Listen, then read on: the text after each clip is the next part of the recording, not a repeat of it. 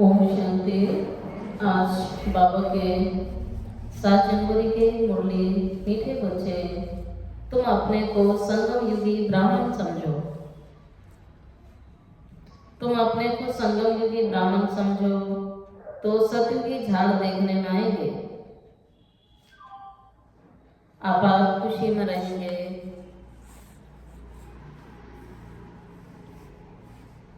कब रहेंगे? जब संगम युगी ब्राह्मण समझेंगे। तब बाबा कहता है सतयुग के नजारे आपको देखने में आएंगे, आप खुशी भी रहेगी। प्रश्न है, जो ज्ञान के शौकीन बच्चे उनकी निशानी क्या होगी? उत्तर है, वे आपस में ज्ञान की बातें करेंगे, कभी पर चिंतन नहीं करेंगे। एकांत में जाकर विचार सागर मंथन करेंगे। सुना, आपस में ज्ञान की बातें करेंगे, कभी पर चिंतन नहीं करेंगे। एकांत में जाकर विचार सागर मंथन करेंगे। सेकंड प्रश्न है, इस सृष्टि ड्रामा का कौन सा राज बच्चे समझते हैं?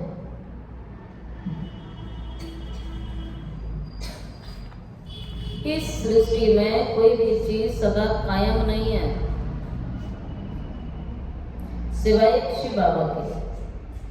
पुरानी दुनिया की आत्माओं को नई दुनिया में ले जाने के लिए कोई तो चाहिए। यह भी ड्रामा का राज तुम बच्चे ही समझते हो।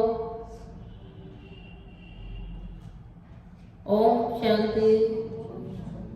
रूहानी बच्चों के प्रति पुरुषोत्तम संगम युग पर आने वाला बात तुम्हें समझा रहा है। यह तो बच्चे समझते हैं ना कि हम कौन है। कौन है? आज कौन सी स्मृति दिला रहे बाबा? बार बार आपको ये स्मृति सदैव रहनी चाहिए कि मैं संगम युगी ब्राह्मण हूँ। सिर्फ ब्राह्मण नहीं, ब्राह्मण तो दुनिया में भी है, लेकिन मैं कौन सा ब्राह्मण हूँ?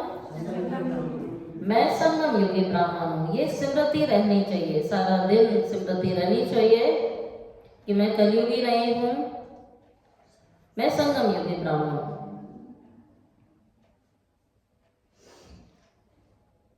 अपने को ब्राह्मण समझते हो, मैं इतना भी भूल जाते हो।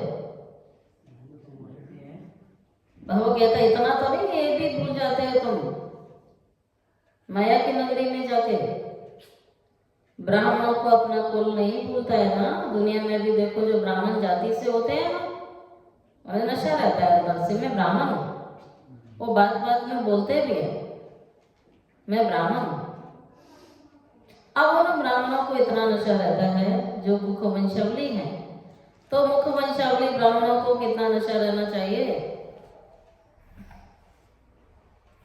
जो कल भी बाबा ने याद दिलाया था कि सारे शुभ काम ब्राह्मणों से होते हैं ना, उन्हें ये भूलता नहीं है। तुमको भी जरूर याद रहना चाहिए कि हम ब्राह्मण हैं। एक बात याद रहे तो बेड़ा पार हो जाएगा। बाबा की इतनी सारी बातों में से अगर एक बात की स्मृति भी रहे, इतनी सी बात, कौन सी? बाबा ने कहा सारी बातें भूल जाते हैं, ये बात भी स्मृति में अगर रहे कि मैं संगम युगी ब्राह्मण हूं, तब भी तुम्हारा बेड़ा पार हो जाएगा। अहो मम माया इतनी बात भी भुला देती है। तब बाबा कहता है संगम पर तुम नहीं भी बातें सुनते हो। तो आज की मुरली से नोट करना, बाबा ने कितनी बार ये स्मृति दिलाई है हमें। तुम्हें नई नई बातें सुनते हो, उसका चिंतन चलना चाहिए, जिसको विचार सागर मंथन कहा जाता है। तुम बच्चे हो रूप बसंत, तुम्हारी आत्मा में सारा ज्ञान भरा जाता है, तो रतन तो निकलने चाहिए।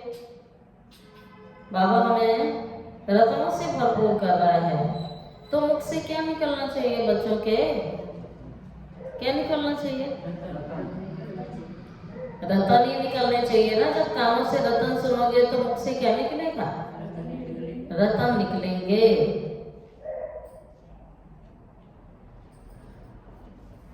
अपने को समझना चाहिए हम संगम युगी ब्राह्मण है। कोई तो ये भी समझते नहीं है। अगर अपने को संगम युगी समझे तो सत्युग के झाड़ देखने में आएंगे, अथा खुशी भी रहेगी। बाबा बाप जो समझाते हैं वो अंदर में रिपीट होना तो चाहिए ना। बाबा की बातें अंदर में रिपीट होनी चाहिए।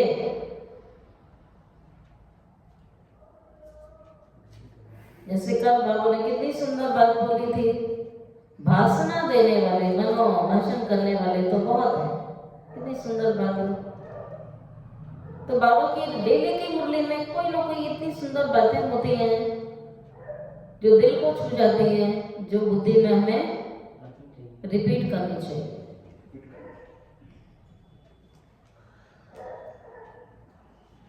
अपने को अगर संगम योगी ब्राह्मण समझेंगे, कोई तो इतना भी समझते नहीं है। ये बाबा ने आज कंप्लेन की है कि कई बच्चे इतना भी नहीं समझते। अगर अपने को संगम योगी समझेंगे तो फिर एक बाबा ने बोला संगम योगी ब्राह्मण समझने के फायदे सुनते रहना। बाबा ने कहा बेड़ा पार हो जाएगा। दूसरी बात बाबा ने बोला सत्युग के झाड़ आपको देखने में आएंगे, लगेगा सत्युग आया कि आया और हम पहुंचे कि पहुंचे। अथा खुशी भी रहेगी। थर्ड पॉइंट है इसमें, अथा खुशी रहेगी। बाबा जो समझाता है वो अंदर रिपीट रहना चाहिए। हम संगम युग बने, यह भी तुम्हारे सिवाय किसी को इस बात का पता नहीं है। संगम युग की पढ़ाई टाइम भी लेती है। ये एक ही पढ़ाई है नर से नारायण, नरकवासी से स्वर्गवासी बनने की। ये याद रहे तो भी खुशी रहेगी। हम सो देवी देवता स्वर्गवासी बन रहे हैं, क्योंकि संगमवासी होंगे तो स्वर्गवासी होंगे और संगमवासी नहीं तो स्वर्गवासी। डायरेक्ट एंट्री नहीं है ना, बीच में आना पड़ेगा, संगम पर आना पड़ेगा। कलयुग से निकल संगम और संगम वाले कहाँ जाएंगे? सतयुग। तब बाबा कहता है पहले संगम युग याद रहना चाहिए। ये संगम की पढ़ाई टाइम भी लेती है, एक ही पढ़ाई है जो आपको स्वर्गवासी बनाती है। आगे तुम नरकवासी थे, बिल्कुल तुम्हारी अवस्था कैसी थी? नरक में थे तो तुम्हारी अवस्था बिल्कुल बाबा ने कहा गंदी अवस्था थी। नरक में पड़े थे, गंदे काम करते थे, अवस्था गंदी थी, गंदे काम भी करते थे, लेकिन अब वो गंदगी के संस्कार सब छोड़ने। गंदा सुनना, गंदा बोलना, गंदा देखना, गंदा करना सब छोड़ना है।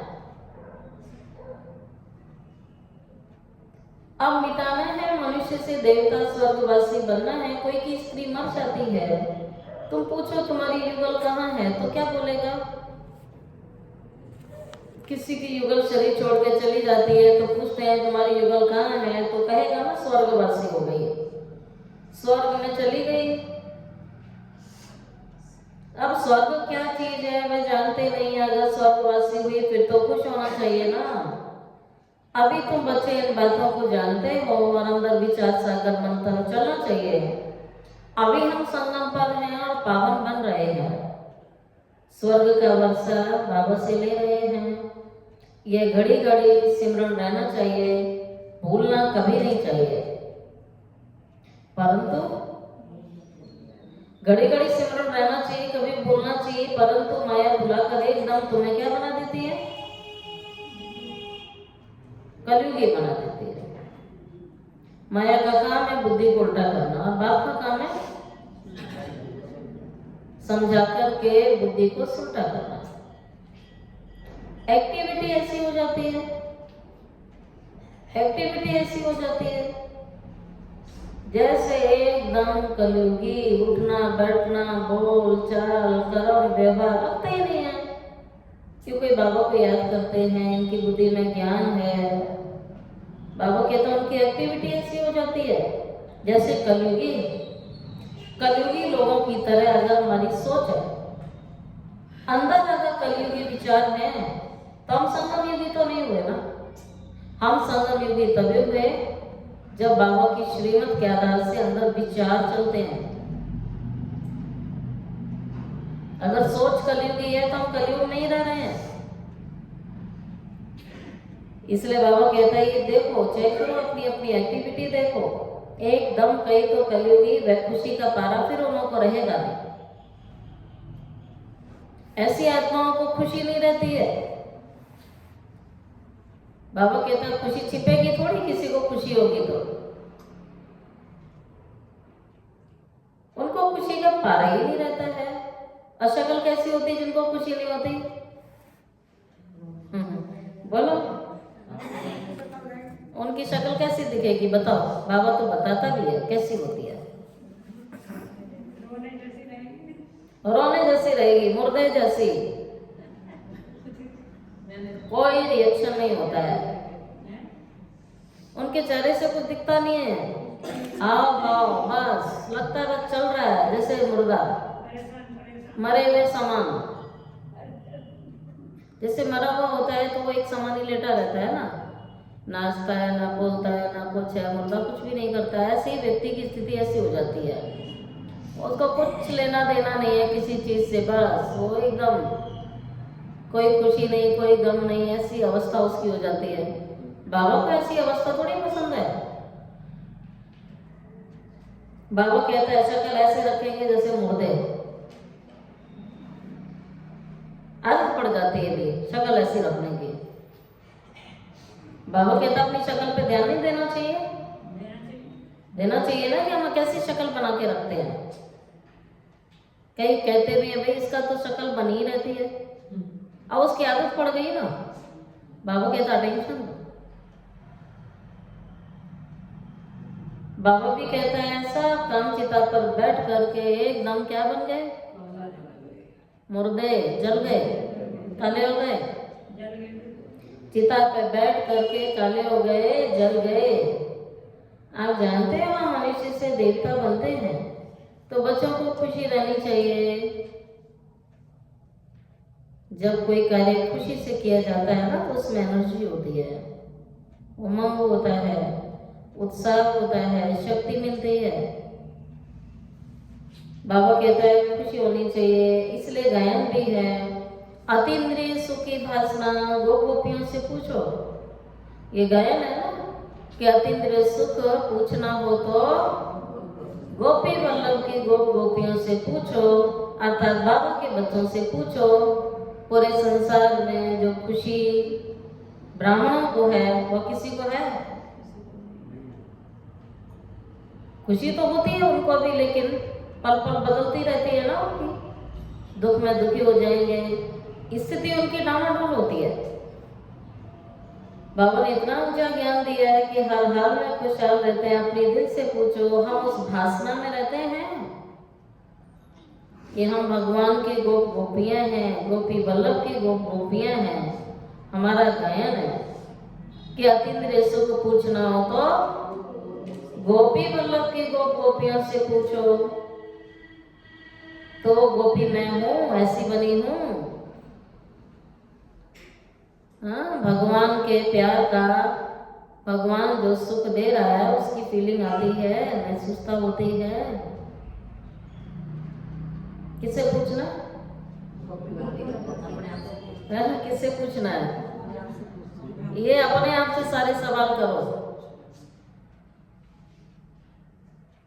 भगवान ने कोई कमी तो नहीं छोड़ी है ना, इतनी ऊंची पालना दे रहा है, फिर खुशी पूछो अपने आप से। अगर खुशी कम है तो क्यों नहीं है? ये सारे सवाल अपने आप से किए जाते हैं। तभी तो बाबा कहते हैं ना, औरों से बातें करने में टाइम नहीं खराब करो, एकांत में रहो और अपने आप से बातें करो, बाबा से बातें करो। तुम ईश्वरीय मिशन हो ना। ईश्वरीय मिशन क्या काम करती है? पहले तो शूद्र से ब्राह्मण, ब्राह्मण से देवता बनाती है। हम ब्राह्मण हैं, ये कभी भी बच्चों को भूलना नहीं चाहिए। परंतु बाबा ने ये भी कहा कि बच्चे भूल जाते हैं, भूलना नहीं चाहिए कभी भी। वह ब्राह्मण झट कह देते हैं हम तो ब्राह्मण हैं, लेकिन वो तो मुखवंशावली हुए ना, तुम तो मुखवंशावली ब्राह्मण हो। तुम ब्राह्मणों को तो बहुत नशा होना चाहिए, ठीक है? तुम ब्राह्मणों को बहुत नशा होना चाहिए। गाया हुआ है, गाया हुआ है, क्या गाया हुआ है? एक तो ये सुना, हाँ, अतीन्द्र से पूछना तो गोपी वल्लभ की गोपियों से पूछो। आगे फिर और गया हुआ है, ब्रह्मा भोजन के लिए तो देवताएं भी तरसते हैं। वो ब्रह्मा भोजन भगवान हमें रोज एक बार ही नहीं, कितनी बार खिलाता है? कम से कम 3 बार तो है ना, हाँ? तो वो किसी को ब्रह्मा भोजन खिलाते हो, कितना खुश होते हैं ना। जो बाहर के शाही पनीर में, है, दाल मखनी में स्वाद नहीं आएगा, वो बाबा के घर की आलू की सब्जी में ही आ जाता है कमाल। हलवाई कितने मसाले डालता है, और बाबा के घर में उबाल के भी कुछ भी दे दो तो अच्छा लगता है। कारण बाबा की याद में बनाया गया होता है, उसमें प्रेम डला होता है, भावना डली होती है कि बाबा और बाबा के बच्चे इसको ग्रहण करेंगे, वो बना देवताएं खाएंगे, तो कितनी शुद्धि से बनाया जाता है। तुम किसी को ब्रह्मा भोजन खिलाते हो, कितना खुश होते हैं। पवित्र ब्राह्मणों के हाथ का खाते हैं। बनाता होगा कोई ऐसे इतनी शुद्धि से, और ब्राह्मण बनाते होंगे, घरों में बनाते हैं, बैठ करके कोई प्रोग्राम होता है तो घर वाले बनाते हैं। कौन बनाता है? हलवाई आता है, और उनके काम करने वाले कर्मचारी भी देखे होंगे, हाँ, कैसे बनाते हैं, कौन होते हैं बनाने वाले। होटलों में भी देखो बनाने वाले कौन होते हैं, लेबर क्वालिटी होती है ना। लेकिन क्या इतनी शुद्धि से सवेरे सवेरे उठ करके कोई 5 बजे ठंडी में भी ऐसे भोग बनाता है क्या? हाँ, सच्चे ब्राह्मणों के हाथ का बना हुआ प्रसाद बाबा कहता है, इसलिए तो इसका गायन है इतना ऊंचा। तुम किसी को ब्रह्मा भोजन खिलाते, खुशी होती है, पवित्र ब्राह्मणों के हाथ का खाते हैं। मनसा बच्चा करना पवित्र होना चाहिए। कोई अपवित्र कर्तव्य बच्चों को इसलिए कभी भी करना नहीं चाहिए। आपको सदैव स्मृति रहनी चाहिए कि मैं सच्चा ब्राह्मण हूँ, मैं संगम युगी ब्राह्मण हूँ। बाबा कहते हैं कोई अपवित्र काम नहीं करना चाहिए। टाइम तो लगता है, बाबा कहता है ये अवस्था आने में धीरे धीरे धीरे धीरे टेंशन देते देते वो अवस्था आ जाती है। पहले कर्मणा छूटता है, फिर वाचा छूटती है, फिर मनसा की अपवित्रता छूटती है, फिर स्वप्न की छूटती है। स्टेज है ना इसकी भी, व्यर्थ देखना, बेल बोलना, सुनना, ये सब छूटता है। जन्मते कोई नहीं बनता है, बल गायन सेकंड में जीवन मुक्ति। बाप का बच्चा बना, वर्षा मिला, एक बार पहचान कर लिया ये प्रजापिता ब्रह्मा है, तो ब्रह्मा वक्त शिव निश्चय करने से बारिश हो जाता है। फिर अगर कोई अकर्तव्य करेंगे तो सजाएं। हाँ, ऐसे नहीं है कि बाबा हमें देखता नहीं। आप जहां भी रहते हैं, बाप के बच्चे हैं तो बाप देखता नहीं होगा, हाँ, देखता है ना। आप जहां भी होते हैं बाबा की नजर वहां होती है। अगर कोई अकर्तव्य करोगे तो सजा खानी पड़ेगी। जैसे काशी कलवट का समझाया है, सजा खाने से हिसाब किताब चुप तो हो जाता है। मुक्ति के लिए कुएं में कूद जाते थे, अब यहाँ तो वो बात ही नहीं है। शिव बाबा बच्चों को कहते हैं मामे कम, वहां कुएं में कूद जाते थे, भगवान पर बलि चढ़ जाते थे। यहाँ कुएं में कूदने की बात नहीं है, सवेरे सवेरे मग से पानी अपने ऊपर डालना है, हाँ? वो भी नहीं डलता है, वहां कुएं में कूद जाते थे।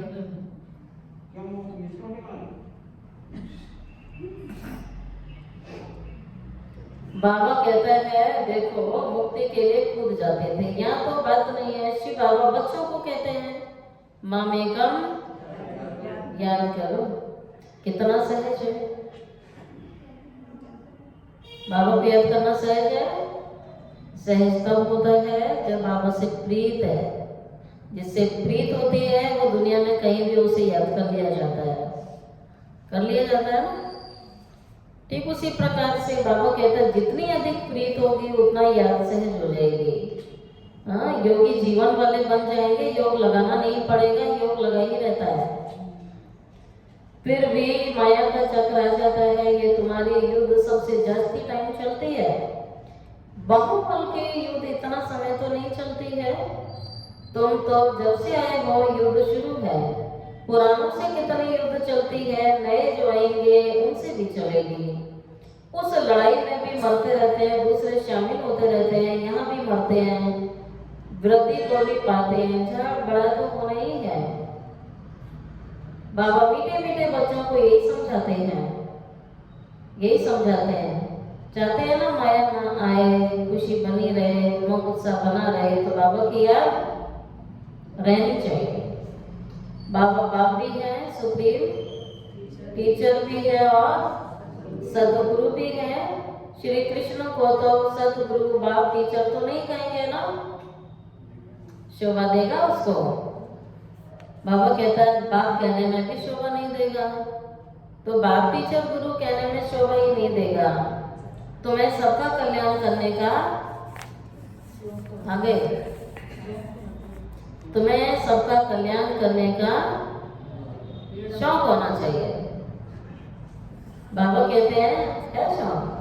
बाबा ने मेरा कल्याण किया है, मुझे अन्य आत्माओं का भी कल्याण करना है। ये बच्चों के अंदर शौक होना चाहिए। मेरे महारथी बच्चे तो सेवा करते हैं, उन्हों को तो बहुत खुशी रहती है, जहाँ से भी निमंत्रण मिल जाता है चले जाते हैं। प्रदर्शनी सर्विस कमेटी में भी अच्छे अच्छे बच्चे चुने जाते हैं, उन्हों को डायरेक्शन मिलते हैं, सर्विस करते रहेंगे तो कहेंगे ये ईश्वरीय मिशन के अच्छे बच्चे हैं, बाप भी खुश होगा, यह तो बहुत अच्छी सर्विस करते हैं। अपने दिल से पूछना चाहिए, हम सर्विस करते हैं? पूछो अपने आप से। ये सब बातें, ये चार्ट बाबा ने कहा खुद लिखो और रोज अपने आप से सवाल करो कि हम क्या सर्विस करते हैं। हम ईश्वरीय सर्विस कर रहे हैं? अपने दिल से पूछो। कहते हैं ऑन गॉड फादरली सर्विस, तो गॉड फादर की सर्विस क्या है? बस सबको पैगाम दो। मुख्य सेवा यही है, मनमाना भव। आदि मध्य अंत की नॉलेज तो बुद्धि में है। तुम्हारा नाम ही है सुदर्शन चक्रधारी, तो उसका चिंतन चलना चाहिए ना। सुदर्शन चक्र रुकता थोड़ी है। तुम चैतन्य लाइट हाउस भी हो, सुदर्शन चक्रधारी भी हो, लाइट हाउस भी हो। तुम्हारी महिमा बहुत गाई जाती है। बेहद के बाप का गायन भी तुम समझते हो। वह ज्ञान का सागर पतिता पावन है, गीता का भगवान है। वही ज्ञान और योग बल से ये कार्य कराते हैं। इसमें योग बल का बहुत प्रभाव है। भारत का प्राचीन योग मशहूर है, वह तुम अभी सीख भी रहे हो। सन्यासी तो हठ योगी हैं और वो कभी पतितों को पावन बना नहीं सकेंगे। वो खुद पावन होने के लिए गंगा जी में डुबकी लगाने जाएंगे।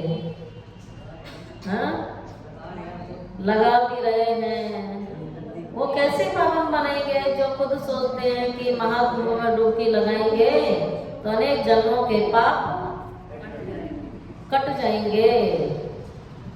इसलिए बाबा कहते हैं वो तुम्हें पावन नहीं बनाएंगे।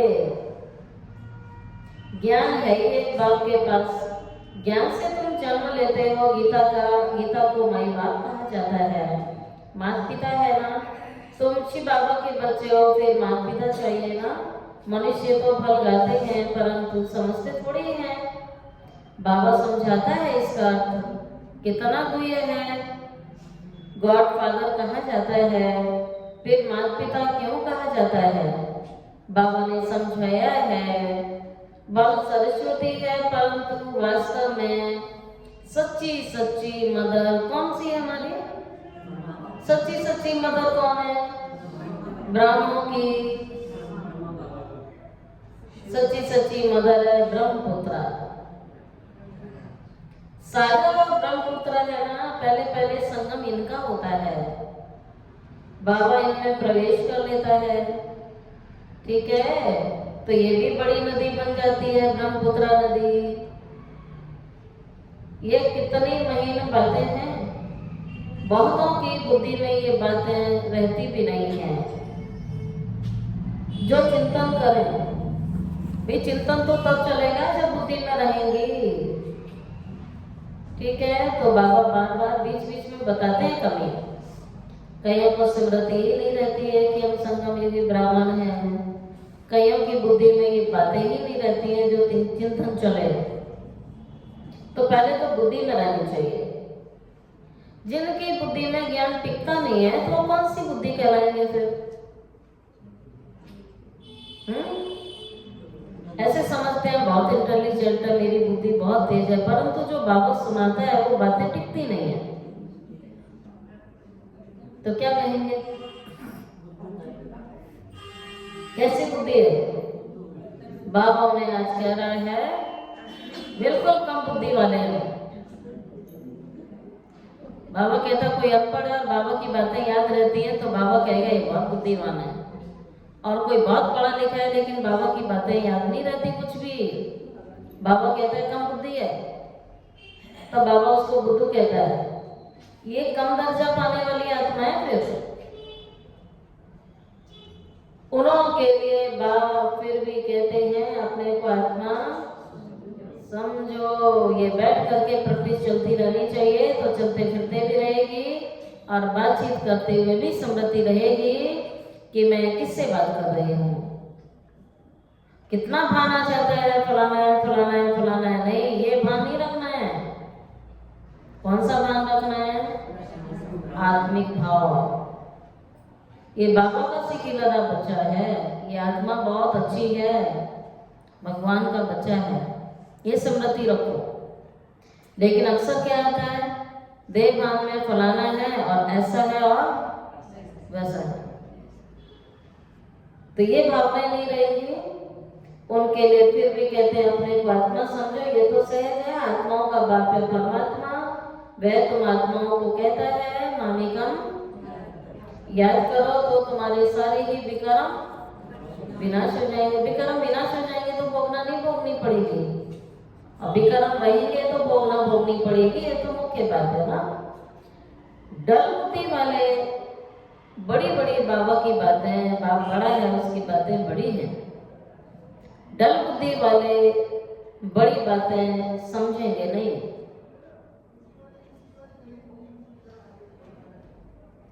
इसलिए गीता में लिखा हुआ है मन मना भव, सभी लिखते हैं बाबा याद की यात्रा बड़ी डिफिकल्ट है, क्योंकि माया इसी में बिगड़ डालती है, बुद्धि भटक जाती है ना। घड़ी घड़ी कहां से कहां पहुंच जाते हैं,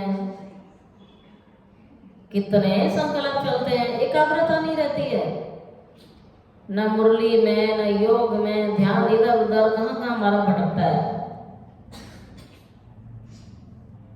घड़ी घड़ी भूल जाते हैं, कोई ना कोई पॉइंट पर हारते हैं।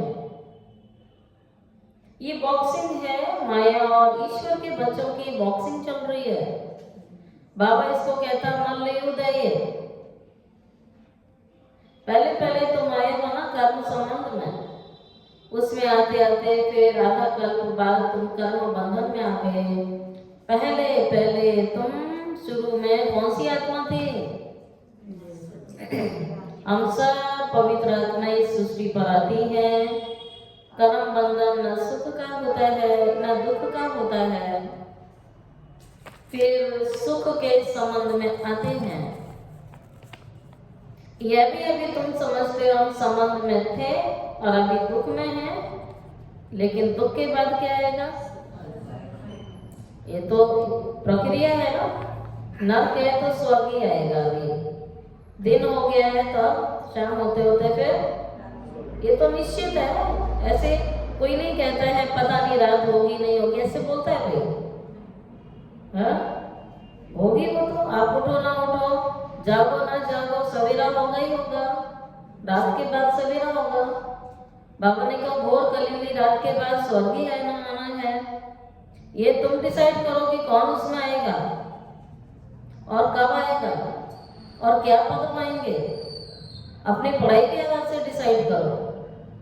जिसको लगन होती है वो निकाल ही देगा पढ़ने के लिए टाइम, और जिसके पास लगन ही नहीं होती है उसके पास बहुत सारे क्या होते हैं, बहाने होते हैं। पढ़ने वाले के लिए कोई बहाना नहीं होता है। ठीक उसी प्रकार से बाबा कहता है नई दुनिया जब थी तो तुम मालिक थे, पवित्र थे, अभी पुरानी दुनिया में पतित हो पड़े, फिर हम सो क्या बनने वाले हैं, हम सो देवता बनने वाले हैं। तो याद करना पड़ेगा ना। बाबा कहता है मुझे याद करो तो तुम्हारे सारे पाप मिट जाएंगे। क्या गंगा में डुबकी लगाने से तो कटने नहीं है, याद की डुबकी लगाओ ना। ये बुद्धि को डुबोना है। तुम मेरे घर में आ जाएंगे, वाया शांति धाम सुख धाम में आ जाएंगे। पहले घर जाना है। बाबा कहता है मुझे याद करो तो तुम पवित्र बनेंगे। मैं पतित पावन तुमको पवित्र बना करके कहाँ ले जाऊंगा, पवित्र घर में ले जाऊंगा। बाबा पवित्र बना रहा है तो पवित्र बना रहा हूँ। घर आने लिए ऐसे ऐसे अपने से बातें करनी होती है।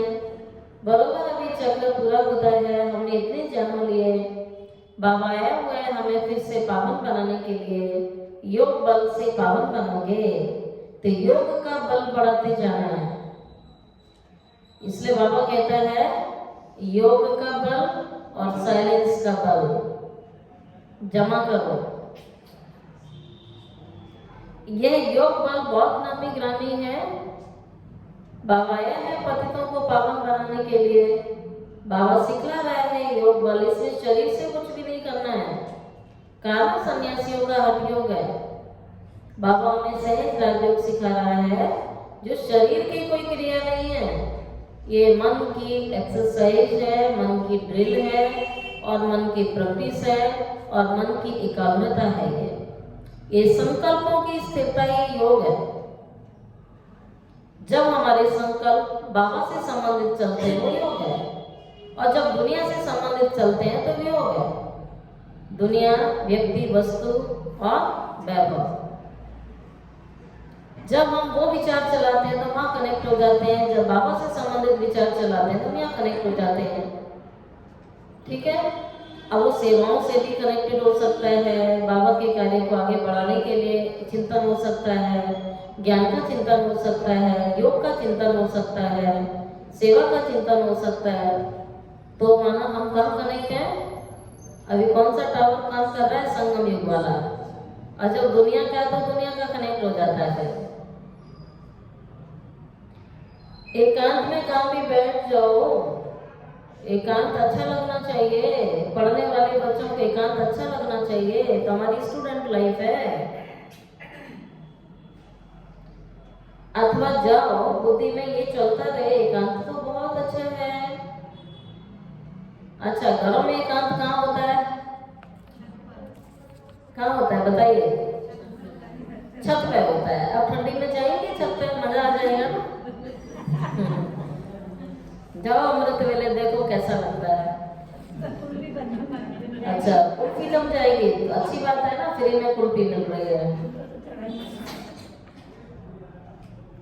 बाबा कह रहा है ऊपर छत पर तो डरने की बात नहीं है। आगे तुम सवेरे में मुरली सुनने के बाद चलते थे पहाड़ों पर। जो सुना उसका चिंतन करने के लिए पहाड़ियों पर जाके बैठ जाते थे। जो ज्ञान के शौकीन होंगे वह तो आपस में ज्ञान की बातें ही करेंगे ना। क्या सुना? अब एक नॉर्मली बातें होती हैं, घर में रहेंगे तो घरों की बातें करते हैं जिससे मिलते हैं। बाबा ने ब्राह्मणों को मना किया है। ब्राह्मणों को आपस में कौन सी बातें करनी है? लेकिन करते, चेक करो, कोई और बातें तो नहीं करते। बच्चों की करते हैं, बहू की करते हैं, किसी और की करते हैं। तो बाबा कहेगा फेल, बाबा कहेगा फेल। घर की समस्याओं की करते हैं, पति की करते हैं, पत्नी की करते हैं, तो फेल। यह आगे घर से संबंधित कोई बातें नहीं करनी है। जो हमारे टीचर को नहीं पसंद है वो नहीं करना है ना। आपस में कौन सी बातें करनी है? ज्ञान की करनी है। आप चेक करो अपने आप से, मैं ज्ञान की ही बातें करती हूँ, कुछ और तो नहीं करती हूँ, ये चेक करना है। ज्ञान नहीं है तो परचिंतन करोगे तो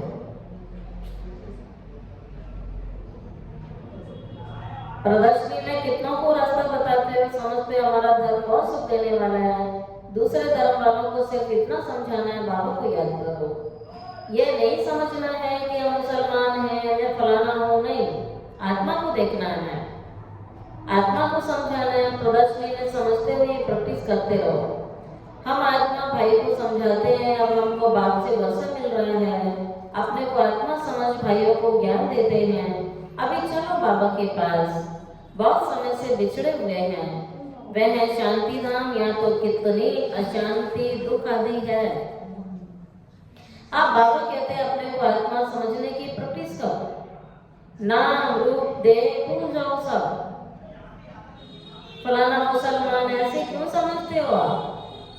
बीके को बाबा कहता है ऐसे नहीं समझना है, आत्मा समझ के उसे समझाओ। समझ सकते हो आत्मा अच्छी है बुरी है, आत्मा के लिए कहा जाता है बुरे से दूर भागना चाहिए ना।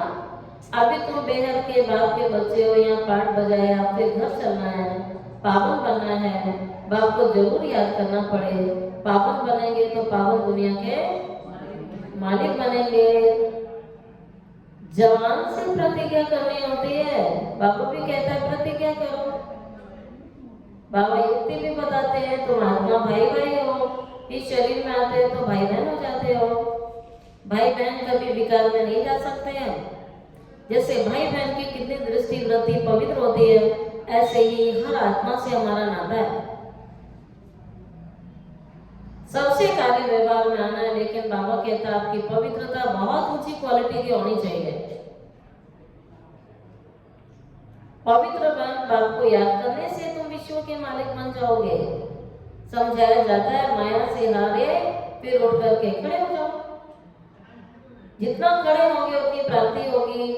घाटा जमा तो होता है ना, आधा कल्प जमा फिर रावण राज्य में ना भी हो जाता है, घाटा पड़ जाता है, हिसाब है ना। जीत जमा हार ना, तो अपनी पूरी जांच करनी चाहिए ना कि माया से हार तो नहीं खाते हैं। बाबा को याद करने से बच्चों को खुशी रहेगी। वो सिर्फ गायन करते हैं, समझते नहीं है कि अतिंद्र से पूछना तो गोपी बल्लभ की, तो बाबा के तो सिर्फ गायन है। अब बाबा तुम्हें सारी बातें समझाते हैं, उसे एक बाप का गायन है। अभी बिचारी बाबा के बच्चों को अभी पढ़ाते हैं, तुम्हें कुछ प्रश्न पूछने की कोई दरकार नहीं है।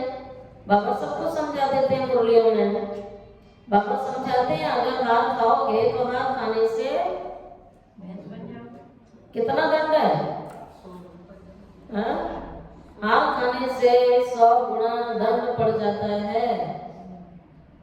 बाबा कहता है सतगुरु की निंदा मत कराओ, वार्निंग देता है ना बाबा, सतगुरु की निंदा मत कराओ, ऐसे काम मत करो जो भगवान का नाम खराब हो। बाबा समझाता है हार खाने से 100 गुना दंड पड़ जाता है। बाप कहते हैं सतगुरु की निंदा नहीं कराओ, नहीं तो ठहर नहीं पाओगे। ये सत्यनारायण की सच्ची कथा है, इसको कोई जानते नहीं है।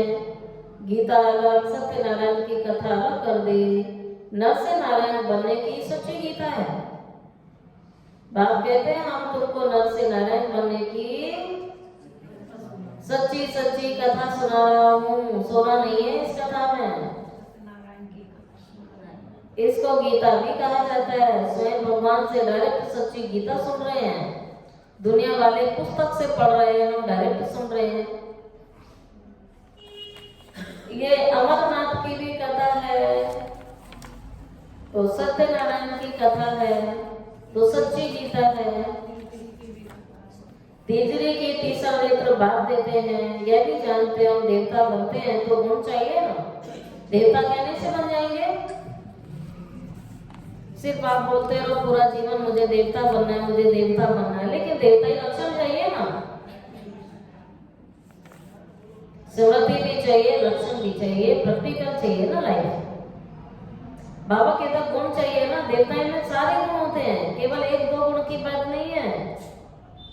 देवताएं सर्वगुण संपन्न, वो सारे गुण धारण करने हैं। अभी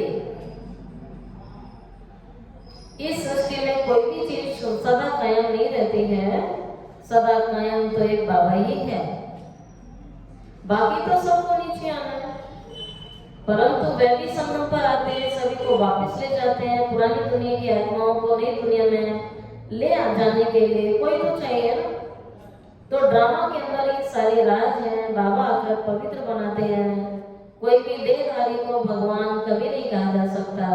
इस समय बाप समझाते हैं, आत्मा के पंख टूटे हुए हैं, उड़ नहीं सकती आत्मा। बाबा का ज्ञान लेके पंख देते हैं, सुना, पंख टूटे पड़े हैं, आत्मा उड़ान भर नहीं पाती है। तो सबसे पहले बाबा हमें क्या देते हैं? ज्ञान और योग के पंख लगा देते हैं। ज्ञान योग ठीक है, तोड़ते रहेंगे, ज्ञान योग ठीक नहीं है, माना टूटे हुए पंख।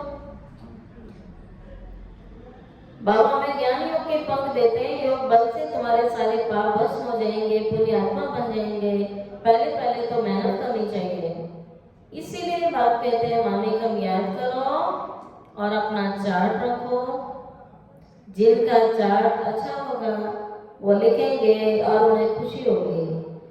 अब ये सभी मेहनत करते हैं, चार्ट नहीं लिखते तो योग का जौहर नहीं बनता है। चार्ट लिखने में फायदा बहुत है, चार्ट के साथ पॉइंट भी चाहिए। चार्ट में तो दोनों लिखेंगे, सर्विस कितनी की, याद कितना किया। बाबा ने कहे दोनों लिखना है। पुरुषार्थ ऐसा करना है, बाबा कहता है पुरुषार्थ का लक्ष्य ऐसा होना चाहिए कि अंत में कुछ भी याद ना आए। सबसे उपरांत, सबसे डिटेल्स, कुछ भी याद ना आए, अपने को आत्मा समझ के पुण्यात्मा बन जाए। ये मेहनत करनी है।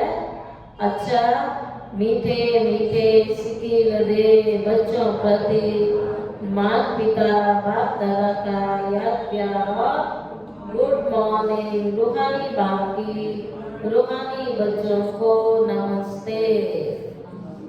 रूहानी बच्चों की रूहानी बाप दादा को याद प्यार, गुड मॉर्निंग और नमस्ते नमस्ते नमस्ते। शुक्रिया बाबा, शुक्रिया बाबा, शुक्रिया बाबा।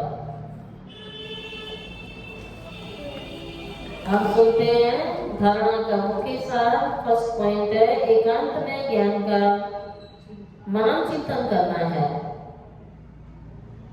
एकांत में ज्ञान का मनन चिंतन करना है, ज्ञान की यात्रा में रह माया पर जीत पाकर कर्मातीत अवस्था को पाना है।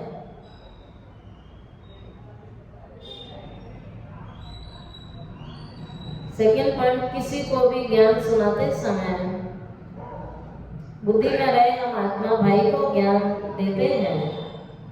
नाम रूप देह सब भूल जाए, पावन बनने की प्रतिज्ञा कर, पावन बन, पावन दुनिया का मालिक बनना है।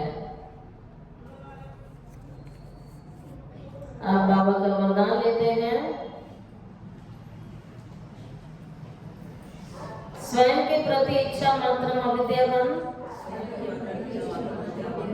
बाप समान अखंड दानी परोपकारी भव।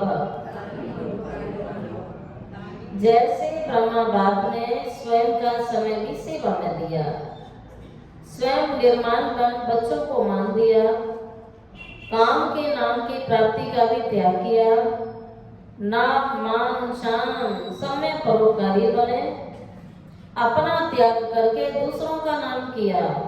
ये बहुत बड़ा त्याग है ना।